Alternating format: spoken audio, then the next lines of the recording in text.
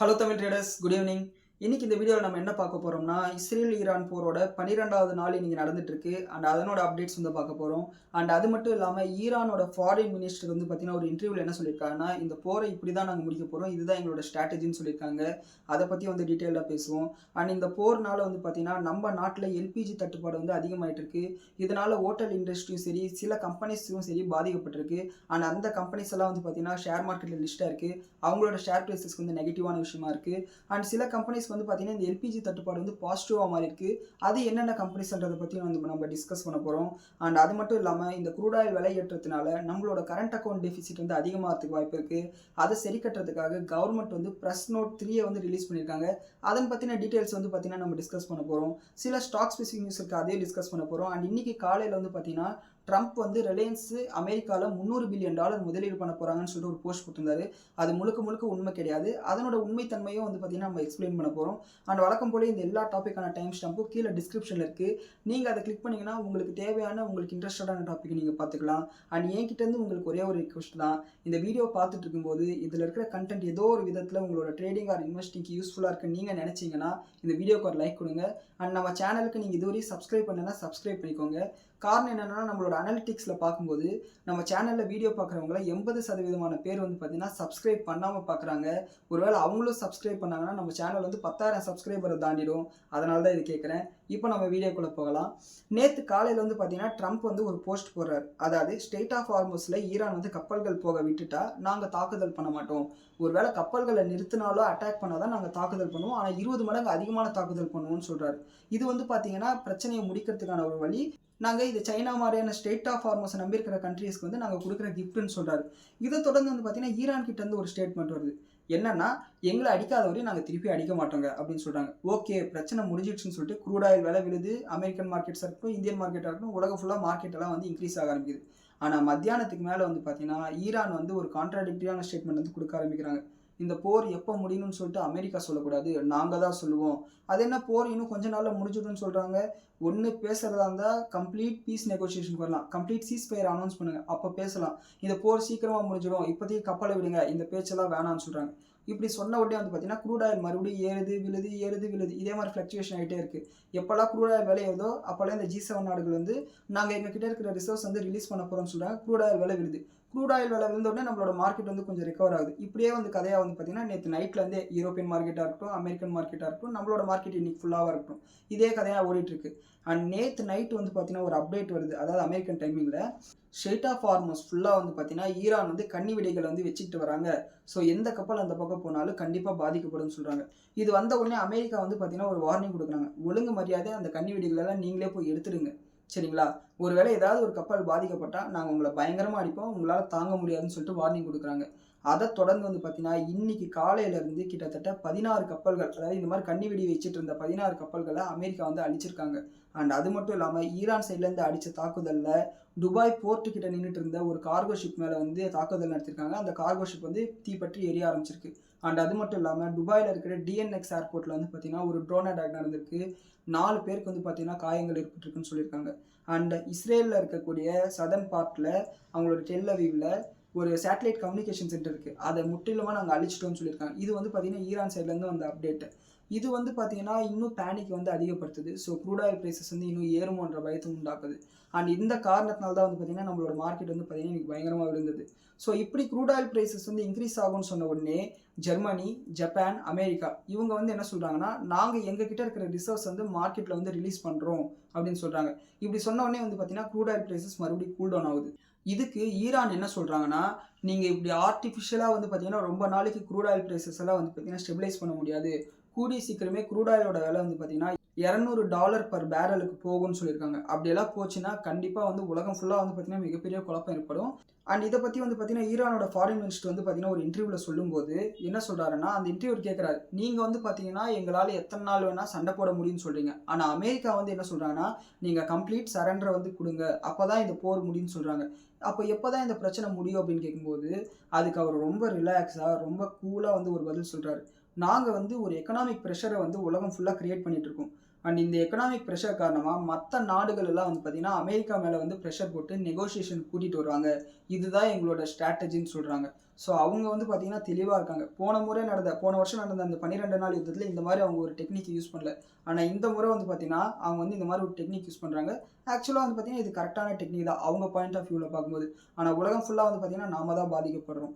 And இதை தொடர்ந்து வந்து பார்த்தீங்கன்னா நம்ம நாட்டில் எல்பிஜிக்கு வந்து பார்த்தீங்கன்னா மிகப்பெரிய தட்டுப்பாடு ஏற்பட்டிருக்கு. அதை பற்றி நம்ம ஃப்ரைடேவே வந்து பேசியிருந்தோம். சாட்டர்டே வந்து விலையேற்றினாங்க. இன்றைக்கெல்லாம் வந்து பார்த்தீங்கன்னா ஹோட்டல்ஸ் எல்லாம் வந்து லிட்டரலாக சொல்லிட்டாங்க நாங்கள் வந்து கடையை சாத்த போகிறோம் அப்படின்னு சொல்லிட்டு. அண்ட் அது மட்டும் இல்லாமல் நிறைய இண்டஸ்ட்ரீஸ்க்கு வந்து பார்த்தீங்கன்னா கேஸ் தேவை. அந்த கேஸ் இருந்தால் தான் வந்து பார்த்தீங்கன்னா அவங்களோட ஃபங்க்ஷன்ஸ் அவங்களோட ஆப்ரேஷன்ஸே வந்து நடக்கும். அப்படி வந்து பார்த்தீங்கன்னா ரிலையன்ஸ் இண்டஸ்ட்ரீஸ்க்கு வந்து பார்த்தீங்கன்னா க்ரூட் ஆயிலை பெட்ரோலாக மாற்றுறதுக்கு வந்து பார்த்தீங்கன்னா அந்த க்ரூட் ஆயிலை கொதிக்க வைக்கணும்.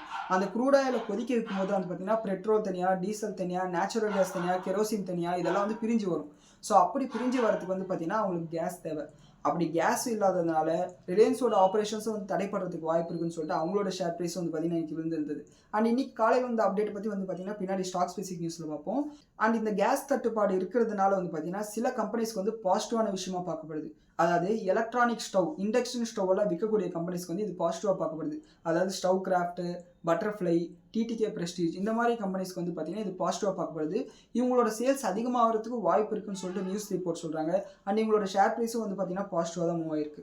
ஆனால் இந்த கேஸை வந்து பெரிய அளவில் யூஸ் பண்ணக்கூடிய இண்டஸ்ட்ரீஸ், அதாவது செராமிக் இண்டஸ்ட்ரியாக இருக்கட்டும், டைல்ஸ் இண்டஸ்ட்ரியாக இருக்கட்டும், மற்ற கம்பெனிஸ் எல்லாம் வந்து பார்த்தீங்கன்னா கிளாஸ் தயாரிக்கக்கூடிய கம்பெனிஸாக இருக்கட்டும், இவங்க எல்லாருமே வந்து பார்த்தீங்கன்னா அவங்களோட ஆப்ரேஷன்ஸை வந்து பார்ஷியலாக வந்து ஷட் டவுன் பண்ண ஆரம்பிச்சிட்டாங்க. அண்ட் ஐஆர்சிடிசி, அதாவது ரயில்வே ஸ்டேஷனில் நம்ம ரயில்வேஸில் போகும்போது ஃபுட்டு கொடுப்பாங்க இல்லைங்களா, அந்த மீல்ஸை வந்து பார்த்தீங்கன்னா நாங்கள் இப்போதைக்கு நிறுத்துகிறோம் ஏன்னா கேஸ் தட்டுப்பாடு இருக்கிறதுனாலன்னு சொல்லியிருக்காங்க. அந்த அளவுக்கு இந்த பிரச்சனை வந்து பெருசாகிட்டே போகுது. ஸோ கூடி சீக்கிரமே இந்த பிரச்சனை முடியலைன்னா நம்ம இன்னும் ரொம்ப பெரிய ஒரு டென்ஷனை வந்து சந்திக்க வேண்டியதாக இருக்கும். இதே பிரச்சனை வந்து பெட்ரோல்களாக வந்துச்சுன்னா என்னால் கற்பனை கூட பண்ணி பார்க்க முடியல எவ்வளோ பெரிய குழப்பம் ஏற்படும்னு சொல்லிட்டு. ஸோ பொறுத்திருந்து பார்ப்போம். அண்ட் அடுத்து வந்து பார்த்தீங்கன்னா இன்னைக்கு வந்து எல்லா சென்ட்ரல் பேங்க்ஸும் வந்து பார்த்தீங்கன்னா சில ஸ்டேட்மெண்ட்ஸை கொடுக்க ஆரம்பிச்சிட்டாங்க. அதாவது இன்னும் கொஞ்சம் நாள்களுக்கு வந்து பார்த்தீங்கன்னா நாங்கள் வந்து இன்ட்ரெஸ்ட் ரேட்டை கட் பண்ண மாட்டோம்னு சொல்லிட்டு போலாண்ட் வந்து சொல்கிறாங்க. அண்ட் யூரோப்பியன் சென்ட்ரல் பேங்கோட அஃபிஷியல்ஸ் என்ன சொல்கிறாங்கன்னா இப்போ வரப்போகிற மீட்டிங்கில் வந்து பார்த்தீங்கன்னா நாங்கள் இன்ட்ரெஸ்ட் ரேட்டை ஏற்றலாமான்னு யோசிச்சுட்டு இருக்கோம்னு சொல்கிறாங்க. அண்ட் அமெரிக்கன் சிபிஐ இன்ஃப்ளேஷன் ரேட்டை வந்து பார்த்தீங்கன்னா இன்னைக்கு நைட் ரிலீஸ் ஆக போகுது. ஒருவேளை அந்த இன்ஃப்ளேஷன் மட்டும் அதிகமாக இருந்துச்சுன்னா யூஎஸ் ஃபெடரல் ரிசர்வ் வந்து பார்த்தீங்கன்னா இன்ட்ரெஸ்ட் ரேட் வந்து ஏற்றுவாங்க.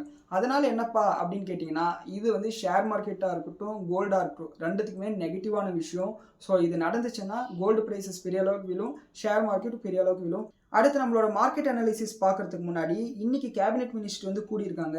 அதில் வந்து பார்த்தீங்கன்னா இந்த க்ரூட் ஆயில் விலை ஏறினதுனால நம்ம நாட்டோட கரண்ட் அக்கௌண்ட் டெபிசிட் அதிகமாகிறதுக்கு வாய்ப்பு இருக்குது. அண்ட் அதை சமாளிக்கிறதுக்காக அவங்க வந்து ப்ரெஸ் நோட் 3 ரிலீஸ் பண்ணியிருக்காங்க. முதல்ல இந்த கரண்ட் அக்கௌண்ட் டெபிசிட்னா என்னன்னு தெரியாதவங்களுக்கு ஒரு எக்ஸ்ப்ளனேஷன் கொடுத்துருக்கேன். சின்னதாக ஒரு எக்ஸ்ப்ளனேஷன் கொடுத்துருக்கேன். உதாரணத்துக்கு நம்ம $100 மதிப்புள்ள ஒரு பொருளை ஏற்றுமதி பண்ணுறோம்னா நமக்கு $100 காசு கிடைச்சிடும். சரிங்களா? பதிலுக்கு நம்ம $200 மதிப்புள்ள பொருளை இறக்குமதி பண்ணோம்னா நம்ம $200 கொடுக்கணும். ஆனால் நம்ம கிட்ட இருக்கிறது $100 தான். அப்போ இந்த பாக்கி இருக்கிற $100 நம்ம வெளியில் மார்க்கெட் வந்து நம்ம இந்திய ரூபாவை கொடுத்துட்டு டாலரை வாங்கி $200 கொடுக்கணும். இந்த பாக்கி இருக்கிற $200 தான் வந்து பார்த்தீங்கன்னா கரண்ட் அக்கௌண்ட் டெபிசிட்னு சொல்லுவாங்க. இது வந்து பார்த்தீங்கன்னா நம்ம நாட்டில் வந்து எப்பயுமே இருக்கும். காரணம் என்னன்னா நம்ம இறக்குமதி அதிகமாக பண்ணுவோம், ஏற்றுமதி வந்து கம்மியாக பண்ணுவோம். இதுதான் வந்து பார்த்தீங்கன்னா நம்ம நாட்டில் இருக்கிற பிரச்சனை. ஸோ இதை தொடர்ந்து வந்து பார்த்தீங்கன்னா இந்த மிடில் ஈஸ்ட் பிரச்சனை காரணமாக இந்த க்ரூட் ஆயில் விலை ஏறினதுனால ஒருவேளை க்ரூட் ஆயில் வந்து $100 per பேரலுக்கு போனாலே நம்மளோட ஓவரால் ஜிடிபியில் 2.5% அளவுக்கு கரண்ட் அக்கௌண்ட் டெபிசிட் வந்து இன்க்ரீஸ் ஆகும்னு சொல்லியிருக்காங்க. இது வந்து பார்த்தீங்கன்னா ரொம்பவுமே டென்ஷனான விஷயம். இதுக்காக வந்து அந்நிய செலாவணி இருக்கணும் இல்லைங்களா? அதனால் இந்தியன் கவர்மெண்ட் வந்து பார்த்தீங்கன்னா இன்றைக்கி ப்ரெஸ் நோட் 3 ரிலீஸ் பண்ணியிருக்காங்க. அதில் என்ன சொல்லியிருக்காங்கன்னா இதுவரையும் வந்து பார்த்தீங்கன்னா இந்தியாவோட பார்டர்ஸை ஷேர் பண்ணக்கூடிய நாடுகளில் வந்து பார்த்தீங்கன்னா இந்த ஃபாரின் டைரக்ட் இன்வெஸ்ட்மெண்ட் உள்ளே வரத்துக்கு வந்து பார்த்தீங்கன்னா நிறைய ரெஸ்ட்ரிக்ஷன் ரூல்ஸ் எல்லாம் இருந்தது. அந்த ரூல்ஸ் எல்லாத்தையுமே நாங்கள் தளர்த்துறோம் அப்படின்னு சொல்லியிருக்காங்க. இது வந்து பார்த்தீங்கன்னா சைனாவோட நம்ம க்ளோஸ் ஆகிறதுக்கான ஒரு முன்னெடுப்பாக தான் பார்க்கப்படுது. காரணம் என்னென்னா சைனா வந்து பார்த்தீங்கன்னா அந்த சியாச்சின் பள்ளத்தாக்கில் வந்து பார்த்தீங்கன்னா சியாச்சின் கிளேசியரில் வந்து பார்த்தீங்கன்னா தாக்குதல் நடந்தப்போ வந்து பார்த்தீங்கன்னா அவங்களோட டிக்டாக்லாம் வந்து பார்த்தீங்கன்னா நம்ம கவர்மெண்ட் வந்து பேன் பண்ணாங்க. அண்ட் அதுக்கப்புறம் வந்து பார்த்தீங்கன்னா ரொம்ப நாளைக்கு அந்த பிரச்சனை வந்து கண்டினியூ ஆகிட்டே தான் இருந்தது. ஆனால் இப்போ வந்து பார்த்தீங்கன்னா இந்த மாதிரி ரெஸ்ட்ரிக்ஷன்ஸ் எல்லாம் எடுத்ததுக்கப்புறம் வந்து பார்த்தீங்கன்னா இஎம்எஸ் செக்மெண்ட்டாக இருக்கட்டும், எலக்ட்ரானிக் செக்மெண்ட்டாக இருக்கட்டும், ரேர் எர்த் மினரல்ஸ் யூஸ் பண்ணக்கூடிய செக்மெண்ட்டில் வந்து பார்த்தீங்கன்னா சைனா கம்பெனி பெரிய அளவில் வந்து முதலீடு பண்ணுறதுக்கு வாய்ப்பு இருக்குன்னு சொல்லிட்டு ஒரு அப்டேட் வந்திருக்கு. இதனால் வந்து பார்த்தீங்கன்னா இந்த கரண்ட் அக்கௌண்ட் டெபிசிட்டை நம்மளால் சமாளிக்க முடியும். அண்ட் அது மட்டும் இல்லாமல் இந்த மாதிரி வெளிநாட்டு முதலீடுகள் வரது வந்து பார்த்தீங்கன்னா டிக்ஸான் டெக்னாலஜிஸ் மாதிரியான கம்பெனிஸ்க்கு வந்து பாசிட்டிவான ஒரு அப்டேட்டாக பார்க்கப்படுது. ஸோ பொறுத்திருந்து பார்ப்போம் எந்தெந்த கம்பெனிஸ் வந்து பாசிட்டிவாக ரியாக்ட் பண்ணுன்னு சொல்லிட்டு. இதுதான் வந்து பார்த்தீங்கன்னா ப்ரெஸ் நோட் ரிலீஸ். அடுத்து வந்து பார்த்தீங்கன்னா இதே கேபினெட் மினிஸ்டர் மினிஸ்ட்ரியில் வந்து பார்த்தீங்கன்னா இன்னொரு அப்டேட் பண்ணியிருக்காங்க. அதாவது ஜல் ஜீவன் மிஷனில் வந்து பார்த்தீங்கன்னா 8 லட்சம் கோடிக்கு வந்து பார்த்தீங்கன்னா பணத்தை வந்து அலோகேட் பண்ணியிருக்காங்க. அதாவது ஜல் ஜீவன் மிஷன்னா எல்லா வீடுகளுக்கும் குடிநீர் வந்து கொடுக்கணும் அப்படின்னு சொல்லிட்டு கவர்மெண்ட் வந்து ஒரு இனிஷியேட்டிவ் எடுத்திருக்காங்க. அதுக்கு வந்து பார்த்தீங்கன்னா 8 லட்சம் கோடி வந்து அலோகேட் பண்ணியிருக்காங்க. ஸோ இந்த அளவுக்கு பணம் வந்து யாருக்கு போகும்? இந்த பைப்பு, இந்த இரிகேஷன் ஃபெசிலிட்டிஸ் ப்ரொவைட் பண்ணக்கூடிய கம்பெனிஸ் போகுங்களா? அண்ட் இந்த இன்ஃப்ராஸ்ட்ரக்சரை ப்ரொவைட் பண்ணக்கூடிய கம்பெனிஸ்க்கு வந்து பார்த்தீங்கன்னா இன்னைக்கு ஷேர் ப்ரைஸ் வந்து பயங்கரமாக ஏறி இருக்கு. என்சிசியோட ஷேர் ப்ரைஸ் வந்து பார்த்தீங்கன்னா 7%, சக்தி பம்ப்ஸோட ஷேர் ப்ரைஸ் வந்து பார்த்தீங்கன்னா கிட்டத்தட்ட 20%, 18% அளவுக்கு ஏறி இருக்கு. இது ரெண்டுமே நம்ம வாட்ச் லிஸ்ட்டில் இருக்கக்கூடிய ஷேர்ஸ் தான். இதை வந்து நோட் பண்ணிக்கோங்க. அடுத்து நம்மளோட மார்க்கெட் அனலைசிஸ்க்கு வந்தோம்னா இன்னைக்கு நம்மளோட மார்க்கெட் வந்து ஆல்மோஸ்ட் ஃப்ளாட்டாக தான் ஓப்பன் ஆச்சு. பட் அங்கேருந்து பார்த்தீங்கன்னா ஒரு சிவியர் செல் ஆஃப். அண்ட் நேற்று வந்து பார்த்தீங்கன்னா எந்த அளவுக்கு மார்க்கெட் ரிகவர் ஆச்சோ அது மொத்தமாக எரேஸ் பண்ணிடுச்சு. அண்ட் பேங்க் நிஃப்டியில் இன்னும் மோசம் 1200 பாயிண்ட் அளவுக்கு வந்து பேங்க் நிஃப்டி வந்தது. அண்ட் ஒன்ஸ் இந்த பிரச்சனையெல்லாம் முடிஞ்சதுக்கப்புறம் பேங்க் நிஃப்டி வந்து பார்த்தீங்கன்னா பயங்கரமாக ஏறும். காரணம் என்னன்னா பேங்க் நிஃப்டி வந்து இப்போ 10% மேலே விழுந்துடுச்சு. இன்னைக்கு வந்து நம்மளோட மார்க்கெட் வந்து பார்த்தீங்கன்னா பெரிய அளவு விழுறதுக்கு காரணமே வந்து பார்த்தீங்கன்னா பிரைவேட் செக்டர் பேங்க்ஸ் தான். HDFC பேங்க், ஆக்சிஸ் பேங்க், அப்புறம் ICICI பேங்க். இந்த 3 பேங்க் தான் வந்து பார்த்தீங்கன்னா பெரிய அளவில் கான்ட்ரிபியூட் பண்ணுது. அண்ட் ரிலையன்ஸ் இண்டஸ்ட்ரீஸ் வந்து காலையில் பாசிட்டிவாக இருந்தாலும் அதுக்கப்புறம் வந்து பார்த்தீங்கன்னா இந்த க்ரூட் ஆயில் விலை ஏறினதுனால அவங்களோட கேஸ் ப்ரைஸஸுக்கான தட்டுப்பாடு வரதுனால வந்து பார்த்தீங்கன்னா இவங்களோட ஷேர் ப்ரைஸில் அந்த ப்ரெஷர் வந்து காணப்பட்டது. அண்ட் இந்த 300 பில்லியனை பற்றி நம்ம தனியாக வந்து நியூஸ் ஸ்டாக் ஸ்பெசிஃபிக் நியூஸில் பார்ப்போம். அடுத்து நம்மளோட அட்வான்ஸ் டிக்ளைன் ரேஷியோ வந்து பார்த்தீங்கன்னா 3000 கம்பெனிஸில் 1300 கம்பெனிஸ் வந்து பாசிட்டிவாகவும் 1800 கம்பெனிஸ் வந்து நெகட்டிவாகவும் ட்ரேட் ஆகி முடிஞ்சிருக்கு. நம்மளோட இந்தியா விக்ஸ் வந்து பார்த்தீங்கன்னா கிட்டத்தட்ட 11% அளவுக்கு இன்க்ரீஸ் ஆயிருக்கு. மறுபடியும் வந்து பார்த்தீங்கன்னா வாலட்டிலிட்டி ஃபியர் வந்து பார்த்தீங்கன்னா மார்க்கெட்டுக்கு வர ஆரம்பிச்சிருச்சு. அண்ட் செக்டோரல் வைஸாக பார்க்கும்போது இன்னைக்கு வந்து pharma and health care sector தவிர்த்து மற்ற எல்லா செக்டார்ஸும் வந்து பார்த்தீங்கன்னா நெகட்டிவாக தான் ட்ரேட் ஆகி முடிஞ்சிருக்கு. அண்ட் எஃப்ஐஎஸ் வந்து பார்த்தீங்கன்னா நேற்று கேஷ் மார்க்கெட்டில் வந்து பெரிய அளவுக்கு செல் பண்ணியிருந்தாங்க. இப்போ நம்ம பேசிகிட்டு இருக்கும்போது வந்து பார்த்தீங்கன்னா இன்னும் அந்த டேட்டா வந்து ரிலீஸ் ஆகலை. ஒன்ஸ் அது ரிலீஸ் ஆன உடனே வீடியோட லாஸ்ட்டில் சொல்கிறேன், அப்படி இல்லைனா கமெண்ட் செக்ஷனில் போடுறேன். அண்ட் எஃப்ஐஎஸோட நேற்று இண்டெக்ஸ் ஓப்பன் இன்ட்ரெஸ்ட் பார்க்கும்போது 87% அவங்க வந்து ஷார்ட் பொசிஷன் மெயின்டைன் பண்ணுறதா காமிச்சது. இது வந்து பார்த்தீங்கன்னா முந்தானத்தை விட 1% அளவுக்கு கம்மி. ஸோ பொறுத்து வந்து பார்ப்போம். அண்ட் அடுத்து ஸ்டாக் ஸ்பெசிஃபிக் நியூஸ்ன்னு வந்தோம்னா ரிலையன்ஸ் இண்டஸ்ட்ரீஸ் காலையில் வந்து பார்த்தீங்கன்னா ட்ரம்ப் வந்து ஒரு போஸ்ட் போடுறாரு. அந்த போஸ்ட்டில் வந்து என்ன சொல்கிறாங்கன்னா ரிலையன்ஸ் இண்டஸ்ட்ரி வந்து பார்த்தீங்கன்னா கிட்டத்தட்ட $300 பில்லியன் வந்து ஒரு ஆயில் ரிஃபைனரியில் அமெரிக்காவில் முதலீடு பண்ண போகிறாங்க. இது வந்து பார்த்தீங்கன்னா மிகப்பெரிய ஒரு எனர்ஜி டீலாக இருக்க போகுது. மறுபடியும் அமெரிக்கா வந்து எனர்ஜி டாமினன்ஸில் ஈடுபட போகுது அப்படின்னு சொல்லிட்டு ஒரு போஸ்ட் போடுறாரு. ஆனால் உண்மை என்னன்னா ரிலையன்ஸ் இண்டஸ்ட்ரியோட மார்க்கெட் கேபிட்டலைசேஷனே $215 பில்லியன் தான். அதாவது 19 லட்சம் கோடி தான். அப்படி இருக்கும்போது அவங்களால எப்படி அவங்களோட மார்க்கெட் கேபிட்டலைசேஷனோட அதிகமாக முதலீடு பண்ண முடியும்? அது விஷயம் கிடையாது. ஆக்சுவலாக வந்து ரிலையன்ஸ் இண்டஸ்ட்ரி 1 பில்லியனுக்கு கீழே தான் வந்து பார்த்தீங்கன்னா முதலீடு பண்ண போகிறாங்க. அண்ட் அது கூட வந்து பார்த்தீங்கன்னா டைரெக்டாக ரிலையன்ஸ் இண்டஸ்ட்ரீஸை பண்ண போகிறது கிடையாது. அதாவது அமெரிக்காவில் இருக்கக்கூடிய அமெரிக்கா ஃபர்ஸ்ட் ரிஃபைனிங் கம்பெனி அப்படின்ற ஒரு கம்பெனி தான் இந்த ப்ராஜெக்ட் வந்து முன்னெடுக்க போகிறாங்க. ரிலையன்ஸ் வந்து பார்த்தீங்கன்னா இவங்களுக்கு வந்து பேக்கிங் கொடுக்க போகிறாங்க. ஃபினான்ஷியலாகவும் டெக்னாலஜிக்கலாகவும் இவங்களுக்கு வந்து சப்போர்ட் பண்ண போகிறாங்க. இதுதான் அந்த அப்டேட். இது வந்து பார்த்தீங்கன்னா முதல்ல மார்க்கெட் வந்து எக்ஸைட் ஆனாலும் அதுக்கப்புறம் வந்து பார்த்தீங்கன்னா ஓவராலாக இருக்கக்கூடிய ப்ரெஷரில் ரிலையன்ஸோட ஷேர் ப்ரைஸ் வந்து நெகட்டிவாக தான் முடிஞ்சிருக்கு. ஸோ இது வந்து பார்த்தீங்கன்னா காலையில் வந்து பார்த்தீங்கன்னா ஒரு பெரிய எக்ஸைட்டிங் நியூஸாக பார்க்கப்பட்டது. லேட்டரான வந்து பார்த்தீங்கன்னா இது ஃபேட் அவுட் ஆயிடுச்சு. ஆஸ் ஆஃப் நோ வந்து பார்த்தீங்கன்னா ரிலையன்ஸ் வந்து அவங்களோட அஃபிஷியலாக எக்ஸ்சேஞ்சுக்கு கொடுக்கக்கூடிய எந்த அனௌன்ஸ்மெண்ட்லையும் இதை பற்றி எதுவும் பேசலை. ஸோ பொறுத்திருந்து பார்ப்போம் என்ன சொல்கிறாங்கன்னு சொல்லிட்டு. அடுத்து டிவிஎஸ் சப்ளை செயின் வந்து பார்த்தீங்கன்னா சென்னை பக்கத்தில் 40,000 ஸ்கொயர் ஃபீட்டில் ஒரு வேர் ஹவுஸ் வந்து கட்ட போகிறதா சொல்லியிருக்காங்க. அண்ட் அங்கேருந்து வந்து பார்த்தீங்கன்னா இவங்க ஏற்றுமதி பண்ணுறதுக்கு வாய்ப்பு இருக்குன்னு சொல்லியிருக்காங்க. இது வந்து பார்த்தீங்கன்னா ஸ்பெஷல் எக்கனாமிக் ஜோன் இருக்கு இல்லைங்களா, அந்த இடத்துல வரதா சொல்லியிருக்காங்க. இது வந்து பார்த்தீங்கன்னா இந்த கம்பெனிக்கு வந்து பாசிட்டிவான விஷயம். அடுத்து வந்து பார்த்தீங்கன்னா பாலிகேப்க்கு வந்து பார்த்தீங்கன்னா இன்கம் டேக்ஸ் டிபார்ட்மெண்ட் வந்து பார்த்தீங்கன்னா இதுக்கு முன்னாடி 327 கோடி ரூபாய்க்கு வந்து இன்கம் டேக்ஸ் நோட்டீஸ் வந்து கொடுத்துருந்தாங்க. அதை ரிவைஸ் பண்ணி இப்போ வந்து 57 கோடியே 60 லட்சத்துக்கு வந்து பார்த்தீங்கன்னா அதை ரிவைஸ் பண்ணியிருக்காங்க. ஸோ இது வந்து பார்த்தீங்கன்னா அவங்களுக்கு வந்து ஒரு பாசிட்டிவான அப்டேட்டாக பார்க்கப்படுது. அண்ட் ஏற்கனவே இந்த ஜல் ஜீவன் மிஷனை பற்றி பேசியாச்சு. அண்ட் ஐஇஎக்ஸ்க்கு வந்து பார்த்தீங்கன்னா இன்றைக்கி ஆக்சுவலாக ஒரு பாசிட்டிவான விஷயம் வந்திருக்கு. அதாவது சென்ட்ரல் எலக்ட்ரிசிட்டி ரெகுலேட்டரி கமிட்டி கிட்ட வந்து பார்த்தீங்கன்னா இவங்களுக்கு எப்பயுமே ஒரு குடைச்சல் வந்திருக்கும். ஏன்னா இவங்க தான் அந்த மார்க்கெட் கப்ளிங்கெல்லாம் வந்து கொண்டு வராங்க. ஆனால் இவங்க வந்து என்ன சொல்லியிருக்காங்கன்னா இந்த கார்பன் கிரெடிட் எல்லாம் வந்து பார்த்தீங்கன்னா நீங்கள் பவர் எக்ஸ்சேஞ்சில் போய் ட்ரேட் பண்ணிக்கோங்கப்பா, இதெல்லாம் எங்ககிட்ட எடுத்துகிட்டு வராதிங்கன்னு சொல்லிட்டு இன்றைக்கி வந்து ஒரு ஃப்ரேம் ஒர்க் கொடுத்துட்டாங்க. ஸோ வந்து இது வந்து ஐஇஎக்ஸ்க்கு வந்து பாசிட்டிவான ஒரு அப்டேட்டாக பார்க்கப்படுது. எது எப்படி இருந்தாலும் இவங்களோட இந்த பவர் ட்ரேடிங் பிஸ்னஸ் வந்து மார்க்கெட் கப்ளிங் வந்துச்சுன்னா பெரிய அளவில் வந்து அடிப்படும். இவங்களோட மார்ஜின் வந்து இம்பாக்ட் ஆகிறதுக்கு வாய்ப்பு இருக்குது. கரண்ட்டாக இவங்களுக்கு வந்து 85% இவங்களோட பவர் ட்ரேடிங் பிஸ்னஸில் வந்து மார்ஜின் இருக்குது. இது பாதியாக குறைஞ்சாலே இவங்களோட வேல்யூவேஷன் எந்த அளவுக்கு அடிவாகுன்றதை நீங்கள் பார்த்துக்கணும். ஸோ கவனமாக இருங்க. அடுத்து வந்து பார்த்தீங்கன்னா ரயில்டெயில் வந்து பார்த்தீங்கன்னா 115 கோடி ரூபாய் ஆர்டர் கிடைச்சிருக்குன்னு சொல்லிட்டு ஒரு அப்டேட் வந்திருக்கு. இந்த ஆர்டர் வந்து பார்த்தீங்கன்னா பவர் கிரிட் கார்பரேஷன் கிட்டேருந்து கிடைச்சிருக்கு. அண்ட் இந்த ஆர்டர் வந்து பார்த்தீங்கன்னா 2034 வரையும் வந்து பார்த்தீங்கன்னா இவங்க எக்ஸிக்யூட் பண்ண போகிறதா சொல்லியிருக்காங்க. அடுத்து இந்த மிடில் ஈஸ்ட் டென்ஷன் காரணமாக வந்து பார்த்தீங்கன்னா இந்தியாவில் இருக்கக்கூடிய டூரிசம் அண்ட் ஹாஸ்பிட்டாலிட்டி செக்டாரில் ஒரு இம்பாக்ட் இருக்கதா போகுதுன்னு சொல்லிட்டு நம்ம பார்த்துருந்தோம். ஏன்னா பிரச்சனை இருக்கும்போது யாரும் வெளிநாட்டுக்கு போக மாட்டாங்க இல்லைங்களா? அந்த காரணத்தினால இவங்க மேலே ஒரு இம்பாக்ட் இருக்குன்னு சொல்லிட்டு நம்ம எதிர்பார்த்தது தான். அது வந்து பார்த்தீங்கன்னா இப்போ வந்து ரிஃப்ளெக்ட் ஆக ஆரம்பிச்சிருச்சு. அதாவது ஹோட்டல் இண்டஸ்ட்ரியில் அதை அனலைசிஸ் பண்ணும்போது கீ பெர்ஃபார்மிங் இண்டிகேட்டர்ஸ்னு சொல்லுவாங்க, கேபிஐஸ்ல சொல்லுவாங்க. அந்த கேபிஐஸ்ல முக்கியமான ஒரு இண்டிகேட்டர்னு பார்த்தோம்னா ஆவரேஜ் டெய்லி ரேட்டுன்னு சொல்லுவாங்க. அதாவது average revenue earned per occupied room per day. அதாவது ஒரு ஆக்குபைடு ரூமில் ஒரு நாளைக்கு என்ன ஆவரேஜ் ரெவென்யூ வருது அப்படின்னு சொல்லிட்டு ஒரு கணக்கு இருக்குது. அந்த கணக்கு வந்து பார்த்தீங்கன்னா கிட்டத்தட்ட 15% குவார்டர் ஆன் குவார்டர் பேசிஸில் வந்து குறைஞ்சிருக்குன்னு சொல்கிறாங்க. இது வந்து பார்த்தீங்கன்னா டைரெக்டாக ஹோட்டல் ஸ்டாக்ஸோட ப்ராஃபிட்டபிலிட்டியில் ஒரு இம்பாக்ட் இருக்கும். இது வந்து ஷேர் ப்ரைஸ்லேயே ரிஃப்ளெக்ட் ஆகிறதுக்கு வாய்ப்பு இருக்குது. கொஞ்சம் கவனமாக இருங்க. ஒருவேளை வந்து பார்த்தீங்கன்னா ஹோட்டல் ஷேர்ஸ் பயங்கரமாக கரெக்ட் ஆச்சுன்னா அது வாங்குறதுக்கான ஒரு ஆப்பர்ச்சுனிட்டியாக பாருங்கள். என்னோட வாட்ச் லிஸ்ட்டில் வந்து பார்த்தீங்கன்னா lemon tree hotel, India hotels இருக்குது. அண்ட் இதை வந்து பார்த்தீங்கன்னா நான் வந்து கரெக்டான லெவல் இருந்துச்சுன்னா வாங்குவேன்.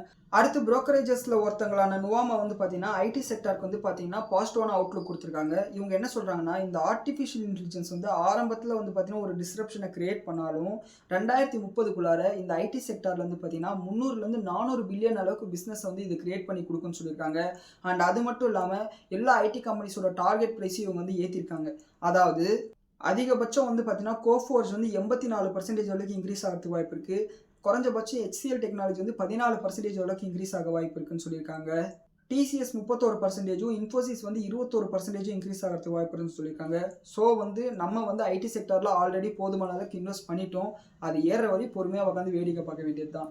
அண்ட் அடுத்து வந்து பார்த்தீங்கன்னா மதர்சன் சுமிக்கிட்ட இருந்து ஒரு அப்டேட் வந்திருக்கு. இவங்க வந்து பார்த்தீங்கன்னா யுட்டாக்கா ஆட்டோ பார்ட்ஸ் அப்படின்ற ஒரு கம்பெனியில் 100% ஷேர்ஸை வாங்குறதுக்கு ஸ்பெஷல் பர்ச்சேஸ் அக்ரிமெண்ட்டில் வந்து என்ட்ரு ஆயிருக்காங்க. கூடிய சீக்கிரமே இந்த கம்பெனி வந்து அவங்க வாங்கிடுவாங்க. இது வந்து பார்த்தீங்கன்னா ஒரு இன்ஆர்கானிக் க்ரோத்துக்கான அக்விசிஷனாக பார்க்கப்படுது. ஸோ இதுதான் வந்து பார்த்தீங்கன்னா இன்னைக்கான ஸ்டாக் ஸ்பெசிஃபிக் அப்டேட்ஸ். இன்னைக்கான எஃப்ஐஐ டேட்டா வந்து இப்போ ரிலீஸ் ஆயிடுச்சு. அதாவது கேஷ் மார்க்கெட்டில் எஃப்ஐஐஸ் வந்து பார்த்தீங்கன்னா 6267 கோடி ரூபாய்க்கு செல் பண்ணியிருக்காங்க. அண்ட் டிஐஸ் வந்து பார்த்தீங்கன்னா 4965 கோடி ரூபாய்க்கு பை பண்ணியிருக்காங்க. ஸோ ஆஸ் யூஷுவல் வந்து பார்த்தீங்கன்னா எஃப்ஐஸ் வந்து செல் பண்ணிட்டு தான் இருக்காங்க. அண்ட் அவங்களோட இண்டெக்ஸ் ஓப்பன் இன்ட்ரெஸ்ட் வந்து பார்த்தீங்கன்னா நாளைக்கு தான் நம்மளுக்கு ரிலீஸ் ஆகும். அது வந்து பார்த்தீங்கன்னா நாளைக்கு ப்ரீ மார்க்கெட் ரிப்போர்ட்டில் வந்து நான் போடுறேன். அண்ட் இந்த வீடியோவில் உள்ள தகவல்கள் வந்து உங்களுக்கு யூஸ்ஃபுல்லாக இருந்திருக்குன்னு சொல்லிட்டு நான் நம்புகிறேன். நன்றி, வணக்கம்.